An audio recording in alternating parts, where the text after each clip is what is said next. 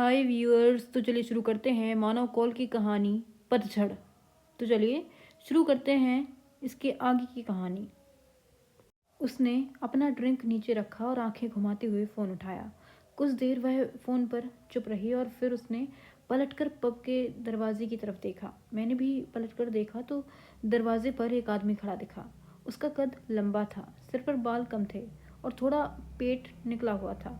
उसने अपना फ़ोन अपने कानों पर लगाया हुआ था। कैथरीन ने फ़ोन रखा और मुझसे फुसफुसाते हुए कहा कि मैंने तुम्हारे बारे में बेंजामिन को नहीं बताया था। यह कहकर वह उस आदमी की तरफ चली गई। पब के दरवाजे पर खड़े होकर वे दोनों बहस करने लगे। मैं पलट गया। कैथरीन सही कहती थी। मैं अपने अगल बगल लोगों को बदलते हुए नहीं देख सकता था। मैंने अपनी विस्की कुछ सिप लिए। अचानक मुझे विस्की में पुराना स्वाद आने लगा और मेरी इच्छा सिगरेट पीने की करने लगी। मैंने देखा बेंजामिन और कैथरीन अभी भी पब के दरवाजे पर खड़े होकर बहस कर रहे थे। मैंने कैथरीन के बैग से सिगरेट का पैकेट निकाला और उसमें से एक सिगरेट निकालकर उसे अपने कान पर खोस लिया। तभी कैथरीन उस आदमी के साथ वापस आई। मैं स्टूल से उठकर खड़ा हो गया। हे, आई एम बेंजामिन। बेंजामिन ने अपना हाथ बढ़ाया और मैंने अपना। बेंजामिन की आवाज़ बहुत भारी थी और उसके हाथों की पकड़ बहुत मजबूत। हे बेंजामिन, आई एम ऋषभ। मेरे ऋषभ बोलते ही कैथरीन के चेहरे पर मुस्कुराहट आ गई। उसे पता था ये मेरा नाम नहीं है। हमें निकलना है Rishabh. It was nice meeting you, Catherine ने ऋषभ पर जोर देते हुए कहा।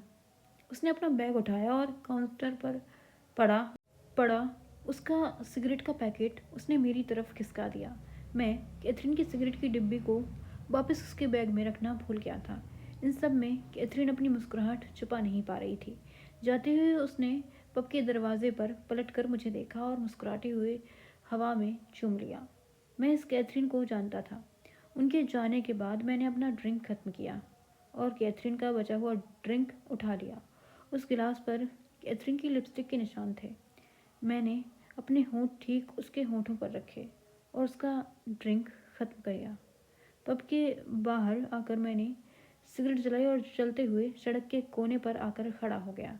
दाएं जाऊं या बाएं मुड़ जाऊं, मैं देर तक सोचता रहा। फिर मैंने सोचा, ऋषभ क्या करना चाहेगा। ऋषभ सड़क के कोने में देर तक खड़ा रहा। वह ना तो दाएं मुड़ा ना ही बाएं। वह जानना चाहता था कि कैथरीन के साथ कोपनहेगन में क्या हुआ था।